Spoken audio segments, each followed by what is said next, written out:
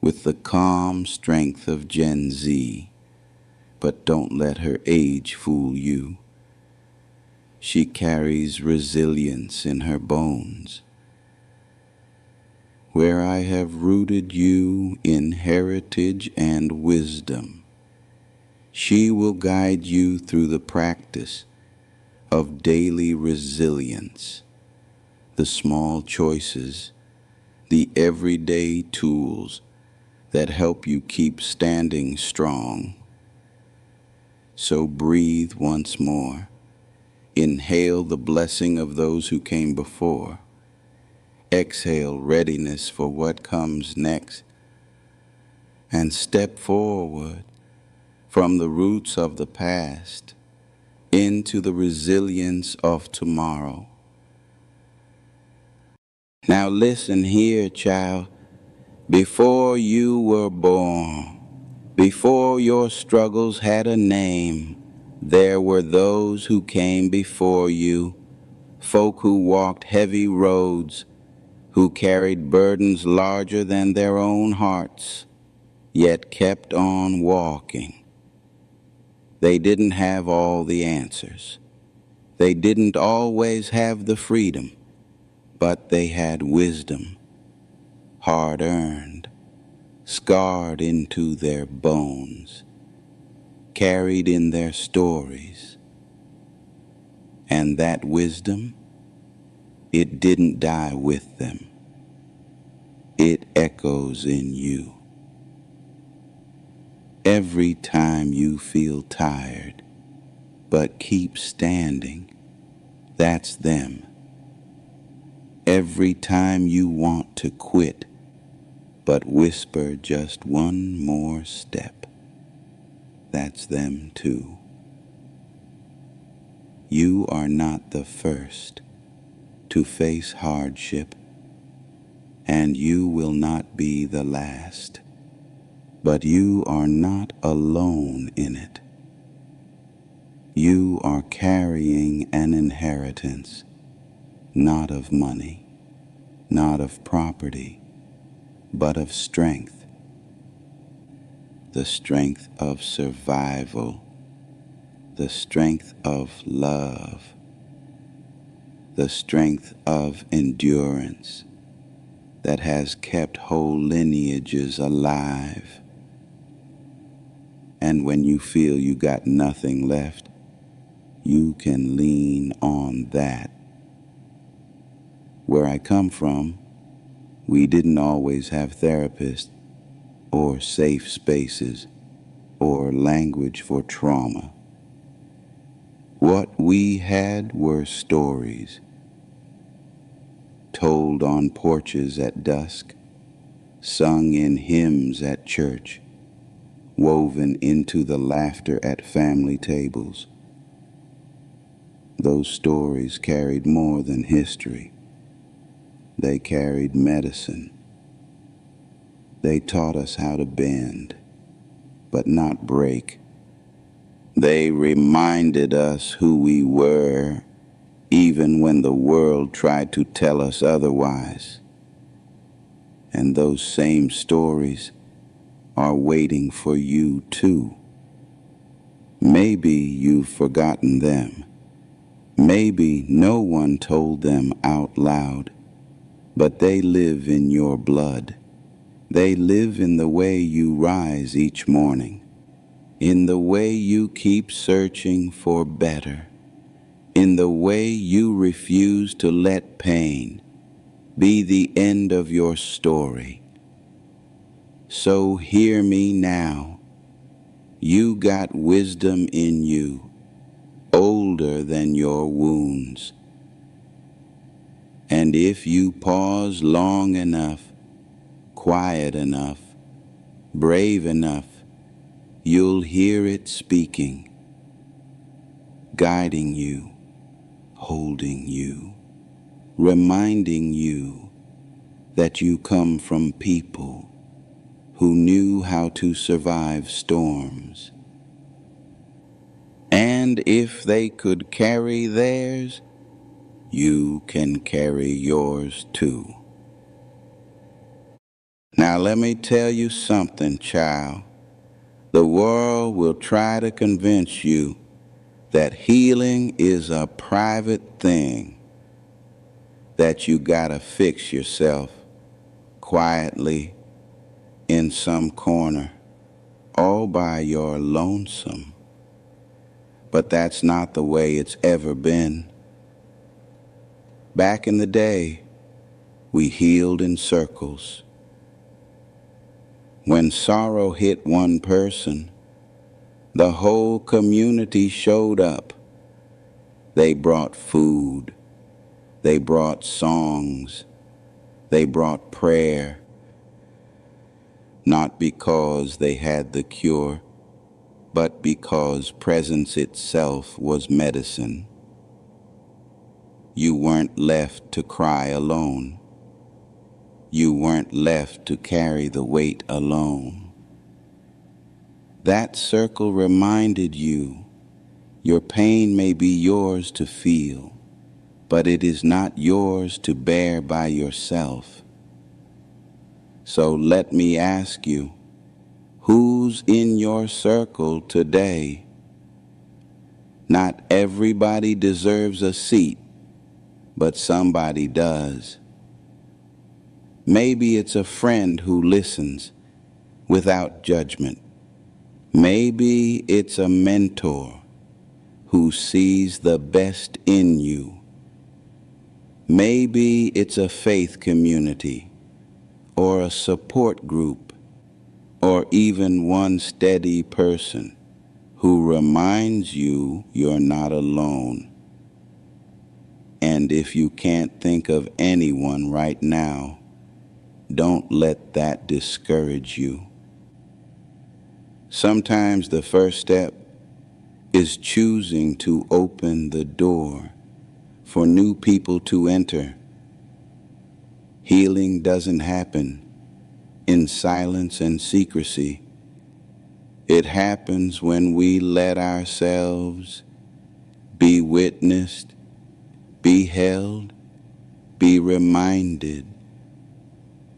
Because pain isolates, but healing calls us back into connection. So don't try to be a hero all by yourself. Reach for your circle. Even if it's small, even if it's just beginning, let it hold you. Because circles are how we survive, and circles are how we heal. Now let me tell you something, child. Words got weight.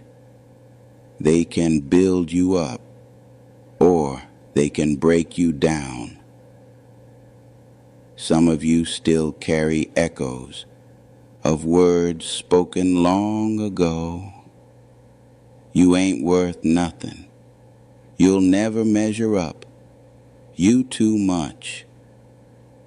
And ain't it something how those words linger longer than the moments they were said? But hear me now. Just as words can wound, they can also heal. A blessing spoken out loud plants seeds in the soul, seeds of hope, seeds of strength, seeds that grow even in hard soil. The old folk knew this. That's why they prayed over us. That's why they laid hands, spoke life, declared protection. They understood. A spoken blessing can follow you long after the moment passes. Now, some of y'all never heard those blessings. Or maybe you heard more curses than care. But let me tell you, you got the power to speak blessings over yourself today. Doesn't matter how old you are. Doesn't matter what was missed before. The tongue still holds power. Try this with me. Place your hand over your chest. Take a slow breath and say softly, I am worthy of love. Breathe again. Whisper, I will not abandon myself. One more time. Let it roll off your tongue. My life carries purpose. You feel that shift? Even a little. That's the blessing taking root. And don't just say it once. Say it daily. Say it when you wake. Say it when you're weary. Say it until your spirit believes it. Because every blessing you speak is medicine undoing the poison all of words once spoken against you. The power to curse or bless is in the mouth. Choose blessing. Choose life. Choose healing words that carry you forward. Now let me tell you something, child. Long before we had therapists, long before books lined the shelves, with words like trauma and recovery, we had songs. Songs we sang in fields, songs we sang in church, songs hummed soft at night when the tears wouldn't stop. Those songs weren't just music, they were survival. Every note said, we still here. Every chorus reminded us, no chain lasts forever. Even now, when you hum a hymn or play that old record your grandma loved, you're not just passing time. You're tapping into medicine, because music don't just reach the ears, it reaches the soul. It reminds the body how to breathe again when life tries to choke you. And stories, oh, stories kept us alive too. We told them around kitchen tables, on porches at sundown, even whispered them to children so they'd remember who they are. Stories carried history when history books left us out. Stories carried identity when the world tried to strip it away. And most of all, stories carried healing. Because when you hear someone else say, I've been through it too, your own pain feels less lonely. When you tell your story out loud, you take back power from the silence that once held you down. So don't underestimate these old ways, the songs, the stories, the rhythms that live in your blood. They are medicine. They are anchors. They are proof that your people made it through storms, and so will you. And if ever you forget, just sing a little louder. Just tell the story again. Just let the words and melodies stitch you back together, because healing don't always come in clinics. Sometimes it comes in a song. Sometimes it comes in a story. Sometimes it comes in remembering you were never walking this road alone. Now let me tell you something, child. This world'll try to shame you for resting. It'll tell you to grind harder, push longer, prove yourself by exhaustion. But rest ain't weakness. Rest is wisdom. Our people knew this. When the fields were heavy and the nights were long, they still found a way to sit, to breathe, to sing a lullaby before the next day came, because they understood if you don't rest, you don't rise. And you, child, need to know the same. Your body ain't a machine. Your soul ain't a factory. You weren't made to run non-stop. Rest is not time wasted. Rest is time restored. So let's practice this together. Close your eyes if you can. Let your shoulders drop. Take a slow inhale, like you're filling up with peace.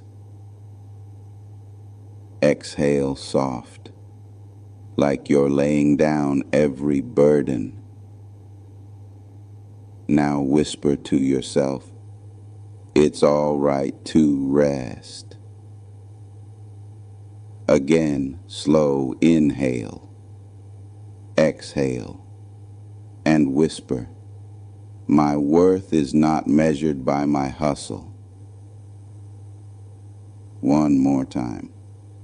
Inhale deeply, exhale fully.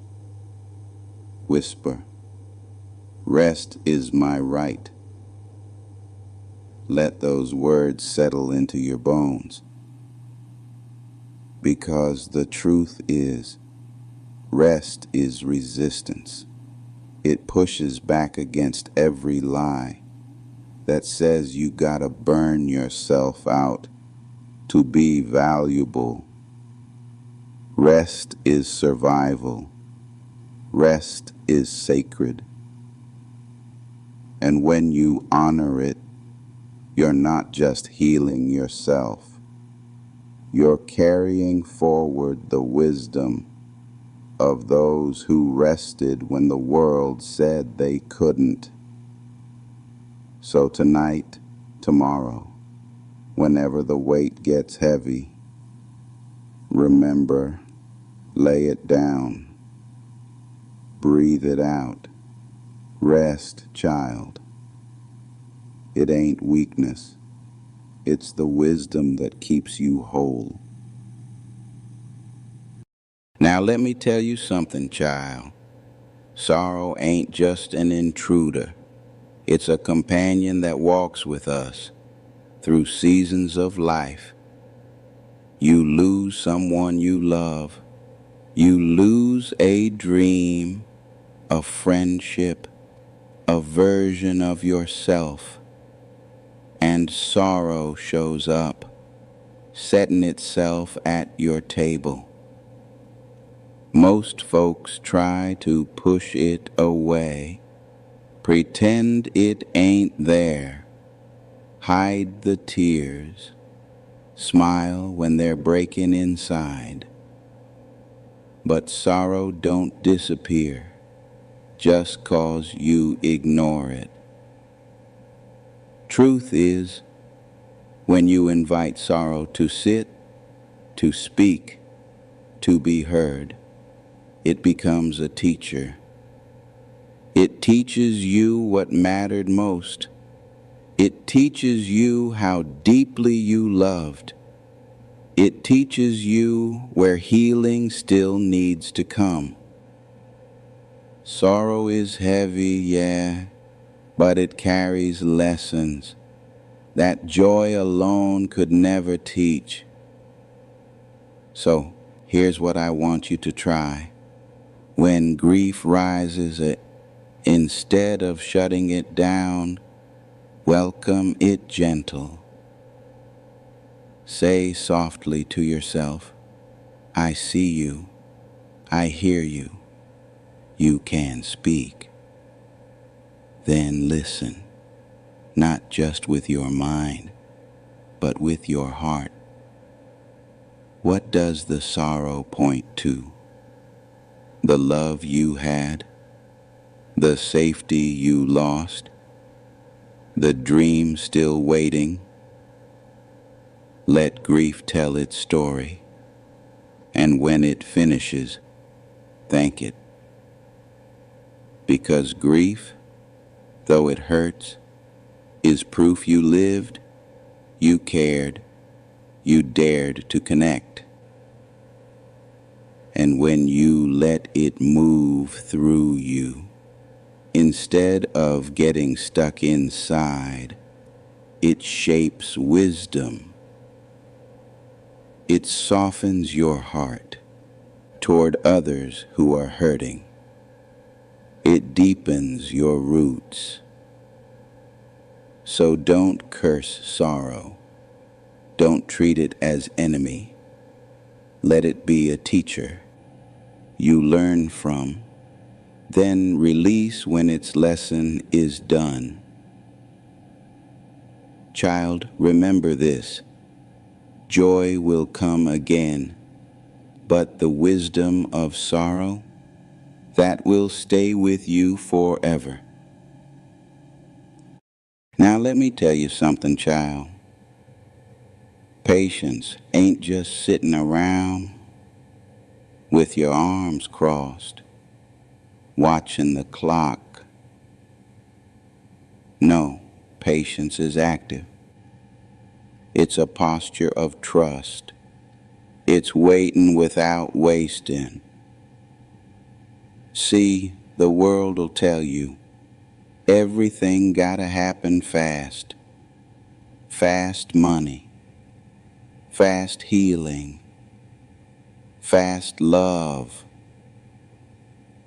But anything that lasts takes time. You don't rush a seed in the soil. You don't rush a wound closing over. You don't rush the heart learning to trust again. Patience says, it may not happen today, but I believe it will come. And that belief itself is a form of strength. So here's how you can practice it. When you feel restless, like nothing's changing, pause, take a breath, and remind yourself, I am still growing, even if I can't see it yet. Patience don't mean sitting still forever. It means moving steady, one step at a time, without demanding the finish line too soon. It's like a river carving stone. It don't happen in a day, but keep watching, and you'll see the change. So when your heart aches for quick answers, when your healing feels slow, whisper this blessing. I give myself the gift of patience, Because patience is a gift, it takes the pressure off today. It honors the process. It lets healing move at the speed it needs to. And child, when you learn patience, you stop seeing delays as punishment. You start seeing them as preparation. So don't curse the wait. Embrace it. Trust it. Let patience be the soil your healing grows in. Now let me tell you something, child. Forgiveness don't mean forgetting. It don't mean saying it was all right when it surely wasn't. It don't mean you gotta let folks back in who broke your trust or sit at tables that once poisoned your spirit. No, forgiveness is not about erasing the past. It's about releasing its grip on your present. Because anger, when it lingers too long, turns to poison. It hardens the heart, clenches the jaw, steals the joy out of today. And forgiveness, that's the antidote. Not for their sake, but for yours. So here's how you begin. Picture the wound that still lingers, the betrayal, the harsh words, the moment that left you scarred. Feel the weight of it in your chest. Now take a slow inhale. As you exhale, say softly, I release what does not serve me. You may not feel free at once. You may need to repeat it day after day. But each time, the grip loosens. Forgiveness don't erase memory. It erases bondage. It takes the chain off your spirit so you can walk lighter. Child, hear me. Forgiveness is strength. It's not weakness to let go. It's wisdom. Because holding on to bitterness keeps you bound to the one who hurt you. But forgiveness cuts the rope. You don't forgive to make them comfortable. You forgive to make yourself free. So take another breath now. Exhale slow and whisper it again. I release. I forgive. I choose freedom. That's strength. That's healing. That's the power of forgiveness. Now let me tell you something, child. Gratitude ain't about pretending life is perfect. It ain't about ignoring the pain or dressing up wounds with cheap smiles. No, gratitude is about noticing what still shines even in the dark. It's about finding blessing in the small, steady things, a kind word, a warm meal, a quiet moment of peace when the world finally hushes. Gratitude don't erase sorrow, but it softens it. It shifts the gaze from what was lost to what remains. And that shift, small as it may seem, is powerful. It opens space in the heart for healing to take root. So, here's a practice for you. Each night before you rest, speak 3 things you are grateful for. They don't have to be grand. They can be as simple as, I made it through today. I heard a song that soothed me. I felt the sun on my face. Say them out loud if you can. Whisper them if you must. But let your ears hear your own voice, naming the good. At first it may feel small, almost silly. But over time, gratitude changes the lens. You start to notice blessings in the ordinary, strength in the struggle, hope in the quiet corners of life. Gratitude is not denial, it is defiance. It says, pain may visit me, but it will not blind me to what is still good. So tonight, child, count your blessings, not to dismiss your hurt, but to remind yourself that even in the storm, you are still surrounded by grace. And grace, when noticed, heals. Now listen here, child. We done walked through sorrow, through patience, through forgiveness, through gratitude. And I need you to hear this clear. You carry more than pain. You carry strength from every ancestor who refused to quit. You carry wisdom from every story passed down in whispers.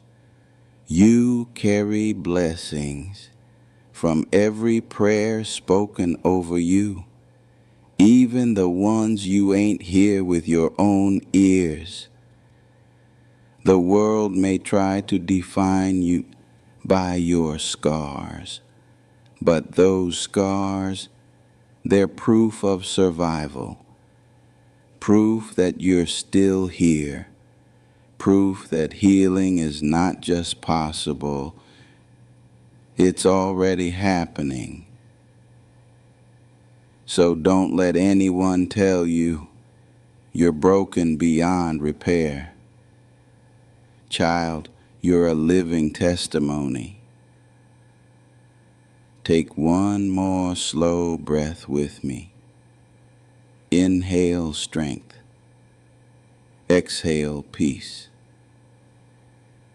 Now hold this truth. Healing is not a race. It's a rhythm. It moves through time, through generations, through you. And just as you carry wisdom from those before you, you will pass healing to those who come after.